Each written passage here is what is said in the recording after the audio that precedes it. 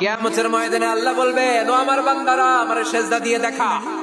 কারা কারা দুনিয়াতে সেজদা দিয়েছিলি, আজকে এই কিয়ামতের ময়দানে আমারে সেজদা দিয়ে দেখা।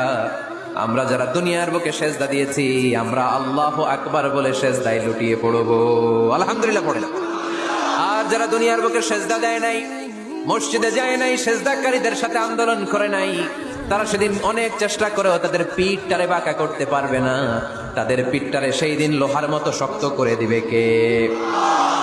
يوم يكشف عن ساق ويدعون إلى السجود فلا يستطيعون।